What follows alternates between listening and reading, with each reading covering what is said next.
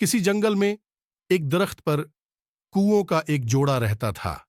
انہیں کسی قسم کا کوئی غم نہ تھا اور وہ ہنسی خوشی وقت گزارنے اور جنگل کی آزاد فضاؤں میں اڑتے پھرتے تھے۔ ناگہانی طور پر وہ ایک مصیبت سے دوچار ہو گئے۔ جس درخت پر ان کا گھونسلہ تھا، اس درخت کی جڑ میں ایک خطرناک سانپ رہتا تھا۔ وہ بل میں گھسا رہتا، لیکن جب کوے وہاں موجود نہ ہوتے تو وہ پھنکارتا پھرتا۔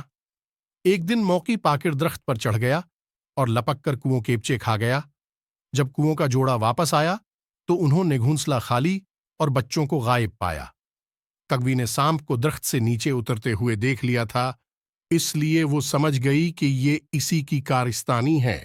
کوی نے کہا کہ ہم سانپ کا مقابلہ نہیں کر سکتے، اس لیے ہم اسی صورت میں محفوظ رہ سکتے ہیں کہ اس درخت کو چھوڑ دیں اور کہیں اور جا کر بسیرا کریں۔ لیکن کوا نہ مانا۔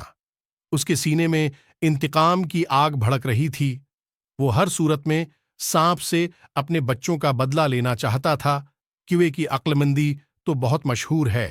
اسے ایک ترکیب سوجھی۔ وہ اڑا اور شاہی محل کے سامنے ایک درخت کی شاخ پر آ بیٹھا۔ اس نے ادھر ادھر نظر دوڑائی تو ملکہ کے کمرے کی کھڑکی کھلی ہوئی تھی اور ایک میز پر رکھے صندوق میں بہت ہی قیمتی موتیوں کا ہار رکھا ہوا تھا۔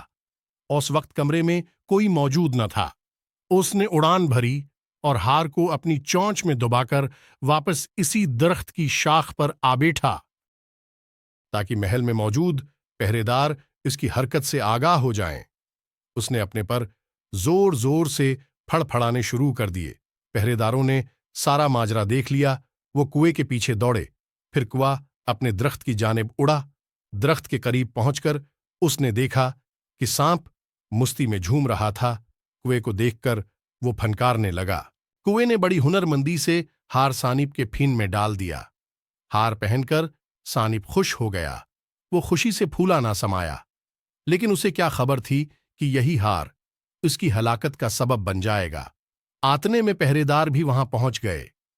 انہیں دیکھ کر انہوں نے کدالوں کے ذریعے سانپ کا بل کھود ڈالا اور سانپ ان کے قابو میں آ گیا اور انہوں نے اسے مار ڈالا اور ہار لے کر واپس محل کو جا کر بادشاہ کی خدمت میں پیش کر دیا۔ اس طرح عقل مند اور چالاک کوے نے سانپ سے اپنے بچوں کا انتقام لے لیا۔